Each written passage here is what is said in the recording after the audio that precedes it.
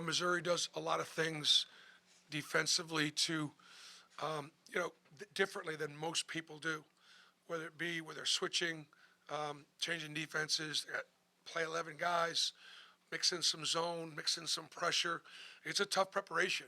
I could tell you, I would tell you, I've been spending all week on them. Now, I think we're a tough preparation too. I think we're not a team that, because we're multiple also, I think Missouri benefited from the number of days.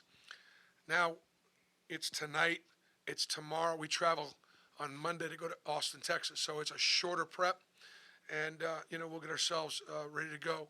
I think Janai Broom obviously is a low down in there, and he's so unselfish that with our shooters, it's you're kind of darned if you do, you're darned if you don't. You play him one-on-one, he's going to take advantage of you. You go down and get him too often, he's going to kick it out, and we're going to beat you from three, and that's been a good combination. I'd like to do a better job with our transition offense and our transition defense if we can. I thought we did a pretty good job of defending Missouri and trying not to foul, just because those guys do a great job of getting to the line and driving into contact. And I thought we did a pretty good job. Again, that's been a factor for us this year. We're not fouling as much as we did a year ago, and yet we're still, being able to be aggressive. Right, Jacob and Nathan, and then for. You start SEC play 1-0 at home. I asked Janai and Cheney this question. I want to ask you the same. The difference in playing SEC ball at home versus going on the road for 2 straight games, a place you've never been, and then a South Carolina team before you come back. I honestly don't think it's going to matter with us. I don't. And I don't think it's going to matter that much in the league at the top. We're good enough to win every game on the road. We're good enough to lose every game at home. Did you hear what I said? I mean, that's how good the league is. And so there are going to be certain matchups that are going to bother us. I just don't think. I think, we're going to go to Austin. Doesn't matter where they're playing. On Austin, we're playing them here. We got basketball. We have 40 minutes down basketball games against the University of Texas. And but I know what you're saying. I do know what you're saying. It's just, for me, honestly, I think we can play better on the road. You have to. You got to be sharper. You got to take better care of the ball. You can't be as casual with your passes, and you'll be locked in. And hopefully, with a group that's a little bit older, Texas is really talented. Really, one of the most talented teams in our league. And they got some guys who be in the NBA, and they can get going. They can really shoot it. They can really score it. Bruce, you were talking yesterday, Missouri forces a lot of turnovers. Did you feel like 16 for you guys, that was maybe some sloppiness or stuff they were doing? What was kind of your assessment? You'd have to tell me, but my thinking is the last 5 or 6 minutes, we turned it over maybe 4 or 5 times. So I think you go in the last 4 or 5 minutes having only turned it over 10 times. I thought we did a pretty good job overall taking care of the ball. But that was a factor, not giving them easy. They didn't get a ton of offense from their defense.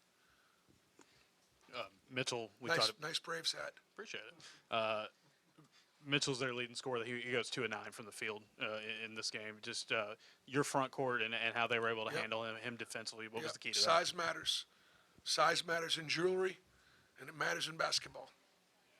And it matters. And our guys, Cheney, Dylan, Janai, just, and look, Chad Baker, his length, the length of our guards. So they did a great job on Mitchell. I think the other guy I point out is Robinson. Robin's been tearing it up, and he didn't get a bucket tonight. He's one of their better players. And again, Denver Jones does not get nearly enough credit, not talked about. He's good at defensive guard in the country. He and Chad kind of lead us. Miles and Tahad and Jakai and Chris are coming. They're all because we've got 2 of our best players in Denver, and Chad are elite defenders. Peter and then Jacob again. Bruce, the win tonight ties you as the winningest head coach in Auburn history. Is that something that you've thought about or reflected on at all? Honestly, nobody enjoys winning more than me. Nobody hates losing more than me. I'm a really bad loser, and when I get on to the next one, I will celebrate whatever we accomplish this summer. I'll celebrate with my friends and my family, the Auburn family, on the boat at Lake Martin, out there on the golf course. Nobody will enjoy it more. But you know me. You have to know. I'm on to Texas and on to the next one. And the only thing I'd rather do on that is go, let's talk about Joel Eves, or let's talk about Sonny Smith, or Cliff Ellis, or some of the other great coaches that I get an opportunity to join because I'm the coach at Auburn right now. So it's great. Jacob and then for You mentioned in your opening statement you want to work on transition offense and transition defense. Is that more about who's on the floor in those moments, or where the ball is at those moments, who makes those decisions? What is Yeah. going to go into that for Yeah, you? how can we do it better? Like I thought tonight, we attacked pressure and got the ball down the floor and got some easy ones. And I'd like to try to see if we can get the ball down the floor and get some easy ones without them pressing. And so we could do a better job. And I thought there was a time in the first half when Missouri was scoring in transition. We had guys on the ground. We weren't sprinting behind the ball. We weren't getting the ball stopped. And that can be really dangerous against Texas. Oh my gosh, we'll be taking the ball out of the net. So when all 5 guys are back and it's 5-on-5 on each end, we've been pretty good. It's when it gets to sort of scramble, we need to improve.